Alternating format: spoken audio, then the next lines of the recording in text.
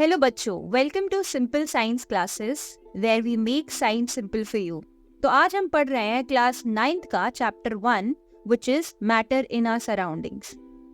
तो चलते हैं डायरेक्ट चैप्टर 1 पे। उससे पहले अगर आपको कोई भी सवाल हो, कोई भी डाउट्स हो, please write in the comment section below. Will try our best कि हम आपके सारे क्वेश्चंस के आंसर दे। तो चलिए चलते हैं to chapter 1 which is matter in our surroundings. तो इस चैप्टर में हम बात करने वाले हैं अपने आसपास पाए जाने वाली ऐसी चीजों के बारे में जिन्हें हम मैटर कहते हैं। तो पहले जानते हैं कि मैटर क्या है। हर वो सब्सटेंस जिसके पास मास होता है और वॉल्यूम होता है उसे हम मैटर कहते हैं। अब मास हमें बताता है कि ऑब्जेक्ट में कितना मैटर है और वॉल्यूम बताता है कि ऑब्जेक्ट ने कितनी स्पेस ऑक्यूपाई कर रखी है। तो एक बार मैटर की डेफिनेशन देख लेते हैं। Any substance that has mass and occupies space is called matter. For example, air, food, stone, cloud, animal, plant, ये सब मैटर हैं। तो क्या हर चीज मैटर होती है? नहीं। बहुत सी चीजें हैं जैसे फीलिंग्स, आपके थॉट्स, वाइब्रेशन, ग्रेविटी, रेनबो, ये सब मैटर नहीं है क्योंकि ये कोई स्पेस ऑक्यूपाई नहीं करते हैं और ना ही इनका कोई मास होता है। Classification of matter. तो पुराने जमाने में जो इंडियन और ग्रीक फिलोसफर्स थे उनका ये कहना था कि मैटर को हम 5 एलिमेंट्स में डिवाइड कर सकते हैं, which is water, fire, earth, air and sky. जल, अग्नि, धरती, वायु और आकाश, इन्हें हम पंच तत्व भी बोलते हैं। बट मॉडर्न साइंस में अलग सिस्टम फॉलो होता है। यहाँ हम मैटर को 2 तरीके से क्लासिफाई करते हैं, physical property and chemical properties के बेसिस पर। इस चैप्टर में हम सिर्फ फिजिकल प्रॉपर्टीज पर फोकस करने वाले हैं। केमिकल प्रॉपर्टीज पर हम नेक्स्ट चैप्टर में बात करेंगे। फिजिकल प्रॉपर्टीज समझने के लिए पहले हम एक एक्सपेरिमेंट करते हैं। तो आप एक बीकर में वाटर ले लीजिए और उसमें खूब सारा शुगर ऐड कीजिए। जैसे ही शुगर पानी के नीचे सेटल होगा, आप देखेंगे कि वाटर का लेवल थोड़ा सा बढ़ गया है। मगर जब शुगर डिसॉल्व होगी तो ये वाटर लेवल फिर से कम हो जाएगा, सीधा अपने पहले वाले लेवल पर आ जाएगा। तो अब सवाल ये है कि शुगर की वॉल्यूम थी तो वो कहाँ गई? तो इस फिनोमेना को समझने के लिए हमें 2 बातें अज्यूम करनी पड़ेंगी। फर्स्ट, वाटर और शुगर दोनों ही पार्टिकल्स से बने हैं और सेकंड, इन पार्टिकल्स के बीच में खाली स्पेस होती है। तो जब शुगर वाटर में डिसॉल्व होती है तो शुगर के पार्टिकल्स एक दूसरे से अलग हो जाते हैं और वाटर के पार्टिकल्स के बीच में जाके जो खाली स्पेस है उसे ऑक्यूपाई कर लेते हैं। अब शुगर अलग से कोई नई स्पेस तो ऑक्यूपाई कर नहीं रही है, इसीलिए वॉल्यूम इंक्रीज नहीं होती है और इसी वजह से वाटर की वॉल्यूम सेम रह जाती है। तो हमें यहाँ 2 प्रॉपर्टीज मिल गई मैटर की। फर्स्ट, कि matter is made of particles and second, कि particles of matter have empty spaces between them. अब आप कहेंगे कि मान लिया matter is made up of particles, but particle क्या है इसके बारे में तो हमें कुछ पता ही नहीं है। तो पार्टिकल्स के 3 प्रॉपर्टीज होते हैं और उन्हें हम इजी तरीके से समझेंगे विथ हेल्प ऑफ एक्सपेरिमेंट। तो चलते हैं पहली प्रॉपर्टी पे, which is size of particle. तो इस एक्सपेरिमेंट के लिए पोटेशियम परमैंगनेट का एक छोटा सा क्रिस्टल ले लो या डेटॉल की एक छोटी सी ड्रॉप ले लो और इसे पानी में डाल दो। आप देखेंगे कि पानी का कलर चेंज हो गया है। अब इसमें से 10 ml सोल्यूशन लेके दूसरे टेस्ट ट्यूब में ऐड करो और ये प्रोसेस रिपीट करते रहो। आप देखोगे कि कई बार डाइल्यूट करने के बाद भी वाटर में पोटेशियम परमैंगनेट का हल्का सा कलर दिख रहा है। मतलब इस एक छोटे से क्रिस्टल में भी इतने सारे पार्टिकल्स थे। अब इन पार्टिकल्स का साइज इमेजिन करने की कोशिश करो। एक्चुअली मैटर के पार्टिकल्स इतने छोटे होते हैं कि इनको देखने के लिए बहुत ही ज्यादा पावरफुल माइक्रोस्कोप्स की जरूरत पड़ती है। अब ये चीज मैं आपको एक छोटे से एग्जाम्पल के साथ समझाती हूँ। अगर आप अपने घर में जो नमक है उसका सिर्फ एक दाना लेंगे और उसको भी तोड़ के इंडिया के पूरे पॉपुलेशन में इक्वली डिवाइड कर देंगे, फिर भी हर एक आदमी के पास कम से कम 100 करोड़ पार्टिकल्स होंगे। तो इससे क्या प्रूव होता है? इससे ये प्रूव होता है कि particles of matters are extremely small. तो नेक्स्ट प्रॉपर्टी पे चलते हैं, which is motion of particles. Particles of matter are continuously moving, लगातार मूव करते रहते हैं। आपके रूम में जो एयर है उसके पार्टिकल्स करीब 500 मीटर पर सेकेंड की स्पीड से ट्रैवल करते हैं, मतलब किसी शॉटगन की बुलेट से ज्यादा फास्ट। अब मूवमेंट है तो मतलब काइनेटिक एनर्जी भी होगी, और ये जो काइनेटिक एनर्जी है ये मैटर की टेम्परेचर के साथ इंक्रीज होती है। मतलब अगर टेम्परेचर ज्यादा है तो पार्टिकल्स ज्यादा स्पीड से मूव करेंगे, और अगर कम है तो कम स्पीड से करेंगे। तो देखते हैं ये प्रॉपर्टी यूज कहाँ पर होती है। मान लीजिए आपने रूम के एक कॉर्नर में परफ्यूम स्प्रे किया, तो जो उसकी स्मेल होती है वो पूरे रूम में फैल जाती है। मतलब परफ्यूम के पार्टिकल्स मूव करके पूरे रूम में स्प्रेड हो रहे हैं और एयर के पार्टिकल्स के साथ जाके मिक्स हो जाते हैं। ये जो प्रोसेस है इंटरमिक्सिंग का, इसे हम डिफ्यूजन कहते हैं। और क्योंकि डिफ्यूजन पार्टिकल्स के मोशन की वजह से हो रहा है, तो ऑब्वियसली जब टेम्परेचर ज्यादा होगा तो काइनेटिक एनर्जी ज्यादा होगी एंड डिफ्यूजन फास्ट हो जाएगा या डिफ्यूजन का रेट बढ़ जाएगा। एंड जब टेम्परेचर कम होगा तो डिफ्यूजन स्लो हो जाएगा। अब आते हैं लास्ट प्रॉपर्टी पे, which is interaction between particles. Matter के पार्टिकल्स एक दूसरे को यूजुअली अट्रैक्ट करते हैं, यानी अपनी तरफ खींचते हैं। जब आप एक रबर बैंड को स्ट्रेच करते हो तो वो लंबा हो जाता है, मतलब उसके पार्टिकल्स को आपने एक दूसरे से दूर कर दिया। बट उसको छोड़ते ही क्या होता है, वो रबर बैंड वापस अपनी शेप में आ जाता है। अब ऐसा इसलिए होता है क्योंकि रबर बैंड के पार्टिकल्स एक दूसरे को अट्रैक्ट करके वापस अपनी जगह पर ले आते हैं। लेकिन अगर यहीं पर रबर बैंड की जगह एक कॉपर वायर होती तो आप इसको खींच के इसकी लेंथ को ज्यादा चेंज नहीं कर पाते, क्योंकि इसके पार्टिकल्स एक दूसरे को ज्यादा फोर्स से अट्रैक्ट करते हैं। इन पार्टिकल्स के बॉन्ड ज्यादा स्ट्रांग होते हैं। तो हमने यहाँ क्या सीखा? हमने यहाँ ये सीखा कि particles of matter attract each other and the force of attraction between these particles is different for different substances. जैसे कि हमने ऊपर देखा कि रबर बैंड के पार्टिकल्स में कम फोर्स होती है और कॉपर वायर में ज्यादा। ये जो प्रॉपर्टीज हमने देखी, जैसे kinetic energy, force of attraction और एम्प्टी स्पेस, ये सब मिलके डिसाइड करते हैं कि मैटर किस स्टेट में रहेगा। यानी अभी जितने ऑब्जेक्ट्स आप अपने आसपास देख रहे हैं, वो ऑब्जेक्ट सॉलिड में होगा या लिक्विड स्टेट में होगा या गैस स्टेट में होगा, वो इन्हीं फैक्टर से डिसाइड होते हैं। अगर किसी सब्सटेंस के पार्टिकल में फोर्स बहुत कम है और काइनेटिक एनर्जी बहुत हाई है तो वो सब्सटेंस गैस स्टेट में रहती है। ऐसे ही अगर फोर्स बहुत हाई है एंड काइनेटिक एनर्जी कम है तो ये सब्सटेंस सॉलिड स्टेट में रहता है। और अगर फोर्स और काइनेटिक एनर्जी दोनों ही मीडियम रेंज में है तो ऐसे सब्सटेंस लिक्विड स्टेट में रहते हैं। तो अब हम पढ़ेंगे सॉलिड, लिक्विड और गैस की कुछ प्रॉपर्टीज। तो सबसे पहले पढ़ते हैं सॉलिड के बारे में। तो सॉलिड का वॉल्यूम और शेप दोनों फिक्स होता है। सॉलिड की बाउंड्रीज भी फिक्स होती हैं और सॉलिड के पार्टिकल्स के बीच की जो एम्प्टी स्पेस होती हैं वो बहुत कम होती हैं। इसी वजह से सॉलिड्स रिजिड होते हैं, मतलब हार्ड होते हैं और इनकम्प्रेसिबल होते हैं, यानी उनको प्रेशराइज करने पर उनका वॉल्यूम रिड्यूस नहीं होता।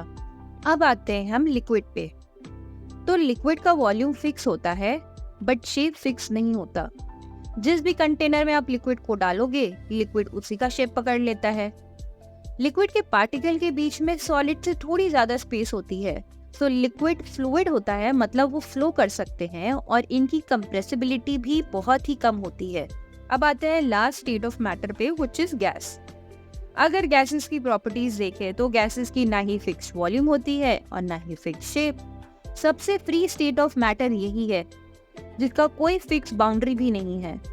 और गैसेस के पार्टिकल्स में काफी ज्यादा एम्प्टी स्पेस होते हैं और इसीलिए गैसेस आर हाईली फ्लूइड और बहुत ज्यादा कंप्रेसिबल होते हैं।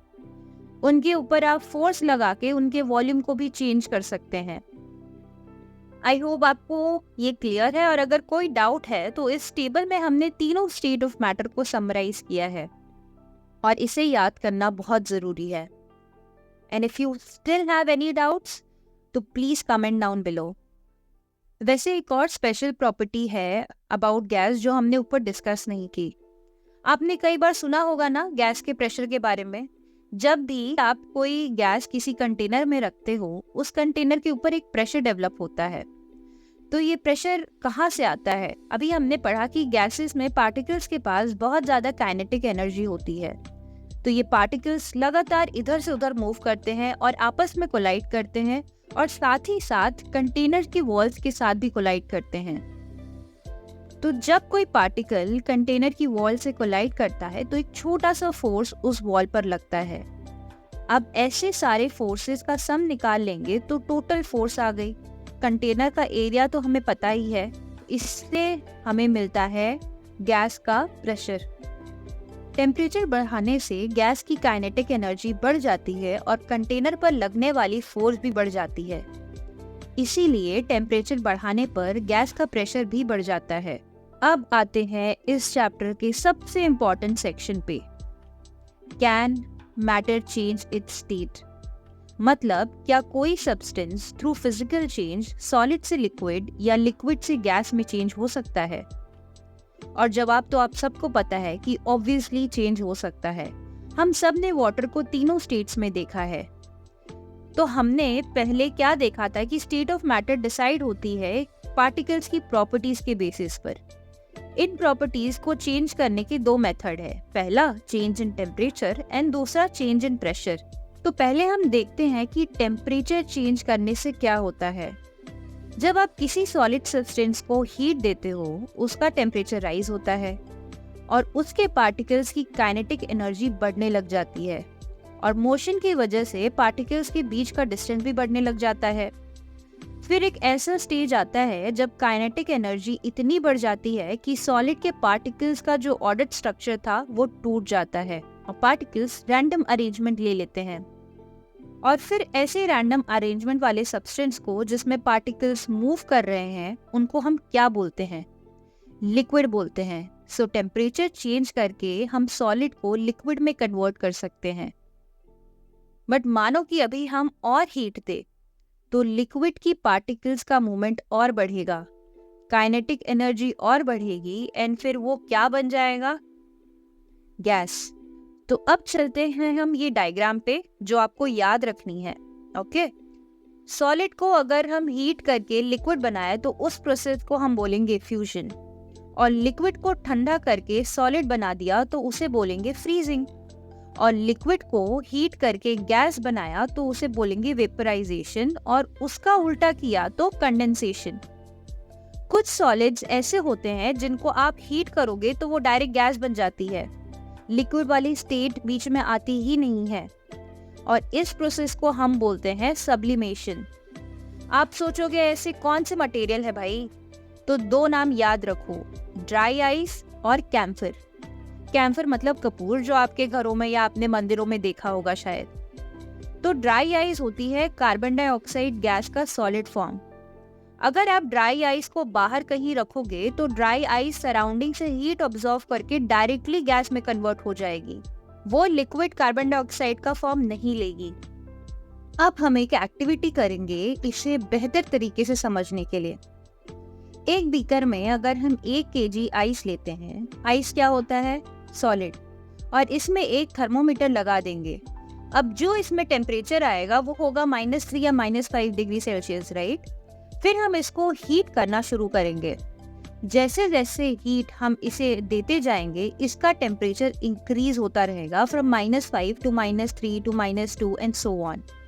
ये तो हमें पता ही था, हीट आएगी, पार्टिकल ज्यादा तेजी से वाइब्रेट करेंगे, टेम्परेचर बढ़ेगा, यहाँ तक सिंपल है।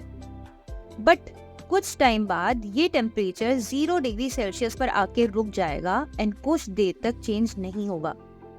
बट सवाल ये है कि हम तो हीट दिए जा रहे हैं, फिर ये टेम्परेचर 0 डिग्री पे पॉज क्यों हो जाता है? आखिर हीट जा कहाँ रहा है? तो जो हम हीट दे रहे हैं वो फिलहाल आइस यूज कर रही है अपने पार्टिकल के बॉन्ड्स को ब्रेक करने के लिए। दैट मीन्स कि ये हीट सॉलिड को लिक्विड में कन्वर्ट करने के लिए यूज हो रही है। जब ये प्रोसेस हो रहा होता है तो टेम्परेचर में कोई चेंज नहीं होता। अगर हम अभी भी हीट देते रहेंगे तो एक टाइम ऐसा आएगा कि ये आइस पूरी की पूरी वाटर में कन्वर्ट हो जाएगी और थर्मोमीटर में टेम्परेचर अभी भी 0 डिग्री सेल्सियस पे ही होगा। इस हीट को, ये जो 0 डिग्री सेल्सियस पर आइस ने ऑब्जर्व किया है वाटर में कन्वर्ट होने तक, जिसमें टेम्परेचर चेंज नहीं हुआ था, इस सारी हीट को हम बोलते हैं लेटेंट हीट ऑफ फ्यूजन। और ये जो सॉलिड टू लिक्विड कन्वर्ट होने का प्रोसेस है वो जिस टेम्परेचर पे होता है उसे कहते हैं मेल्टिंग पॉइंट। अब अगर मेल्टिंग के बाद भी और हीट देते रहेंगे तो ये जो टेम्परेचर 0 डिग्री सेल्सियस पर रुक गया था वो फिर से इंक्रीज होना शुरू हो जाएगा। एंड तब बहुत सारी हीट लेने के बाद आप देखेंगे कि वाटर में बबल्स आना शुरू हो चुके हैं एंड वो बॉईल होना शुरू हो चुका है। इस स्टेज पर अब टेम्परेचर 100 डिग्री सेल्सियस पे आके रुक जाएगा एंड कुछ देर के लिए ये टेम्परेचर चेंज नहीं होगा, just like the last time. पूरा वाटर स्टीम बन जाएगा लेकिन ये टेम्परेचर फिर भी चेंज नहीं होगा। अब फिर से सेम सवाल आता है कि सारी हीट जा कहाँ रही है? तो यहाँ लिक्विड के जो बॉन्ड्स थे उनको ब्रेक करने के लिए ये हीट यूज हो रही है। तो इस हीट को हम बोलेंगे लेटेंट हीट ऑफ वेपराइजेशन, और ये जो टेम्परेचर है जिस पर वेपराइजेशन हुआ है उसे हम कहते हैं बॉइलिंग पॉइंट। अब इस एक्सपेरिमेंट से हमने सीखा कि टेम्परेचर चेंज करके मैटर को सॉलिड से लिक्विड और गैस कैसे बनाते हैं, लेकिन हमने पढ़ा था कि प्रेशर चेंज करके भी हम स्टेट ऑफ मैटर चेंज कर सकते हैं, है ना? तो हम शुरू करते हैं गैस से। तो अगर हम गैस पर प्रेशर लगाना शुरू करेंगे तो एक लिमिट के बाद ये गैस लिक्विड में कन्वर्ट होगी, और फिर अगर हमने और प्रेशर लगाया तो ये लिक्विड सॉलिड भी बन सकता है। इसका सबसे अच्छा एग्जाम्पल है ड्राई आइस, जिसके बारे में हमने सब्लिमेशन में पढ़ा था। ड्राई आइस बनाने के लिए CO2 को प्रेशराइज करना पड़ता है और साथ में उसको कूल भी करना पड़ता है, तब जाके कार्बन डाइऑक्साइड सॉलिडिफाई होती है। और अगर आप नॉर्मल आइस को भी वैक्यूम में रखोगे तो वो डायरेक्टली वेपर में कन्वर्ट होने लगती है। सो प्रेशर चेंज करके सब्लिमेशन भी कर सकते हैं। अब हम पढ़ेंगे इस चैप्टर का लास्ट टॉपिक, जो कि है इवापोरेशन। पहले हम इवापोरेशन की डेफिनेशन देख लेते हैं और फिर उस डेफिनेशन को ब्रेक करके समझेंगे। Evaporation is phenomena of changing of liquid into gas at any temperature below its boiling point। मतलब बॉइलिंग पॉइंट से कम टेम्परेचर पर लिक्विड से गैस बनने के प्रोसेस को इवापोरेशन कहते हैं। बट बॉइलिंग पॉइंट से कम टेम्परेचर पे कैसे लिक्विड गैस बन जाएगा?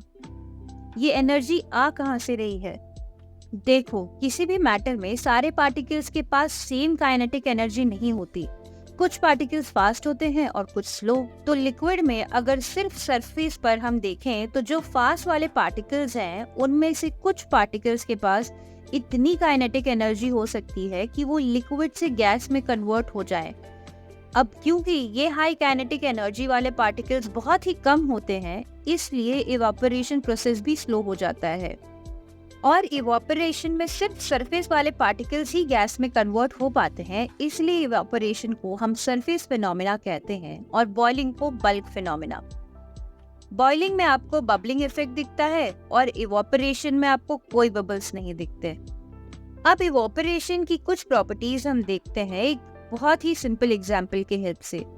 सबसे कॉमन एग्जाम्पल जो इवापोरेशन का है वो है ये कि जब आप गीला कपड़ा सुखाने के लिए डालते हो तो वो इवापोरेशन की वजह से ही सूखता है। तो अब हमें पता है कि जब इवापोरेशन सरफेस पर से होता है तो जितना ज्यादा सरफेस एरिया होगा उतना रेट ऑफ इवापोरेशन ज्यादा होगा। ऐसे ही जब टेम्परेचर ज्यादा होता है तो ज्यादा पार्टिकल्स के पास हाई एनर्जी होगी, तो ज्यादा पार्टिकल्स गैस फेस में जा पाएंगे, मतलब इवापोरेशन फास्ट होगी। अगर एयर में ऑलरेडी मॉइस्चर है, ह्यूमिडिटी हाई है, तो एयर में एक लिमिट से ज्यादा वाटर नहीं रह सकता। ऐसे में रेट ऑफ इवापोरेशन कम हो जाती है। Humidity increases, rate of evaporation decreases. और अगर विंडी वेदर है, हवा चल रही है, तो सरफेस के पास की एयर में जो वाटर वेपर्स हैं वो विंड के साथ दूर चले जाएंगे, तो एयर फिर से और वाटर वेपर्स एक्सेप्ट करेगी, which means कि विंड स्पीड ज्यादा होने से इवापोरेशन भी फास्ट होगा। तो बच्चों, फाइनली यहाँ पर हमारा चैप्टर कंप्लीट हो गया है। कुछ इंटरेस्टिंग चीजें और बता देते हैं आपको। जैसे हमने इस चैप्टर में सिर्फ 3 स्टेट्स ऑफ मैटर पढ़े हैं, लेकिन मैटर की और भी कई स्टेट्स होते हैं। प्लाज्मा आपने शायद सुना होगा, ऐसे ही Bose Einstein condensate, Fermi condensate और भी अराउंड 22 स्टेट्स हैं मैटर के। और ये 3 बड़े ही इंटरेस्टिंग क्वेश्चन हैं एनसीईआरटी में से। इनके आंसर्स अगर आपको पता है तो कमेंट्स में प्लीज एक्सप्लेन करो, बेस्ट आंसर्स को पिन किया जाएगा। Thank you for watching the video. अगर आपको वीडियो अच्छा लगे तो please share it with your friends.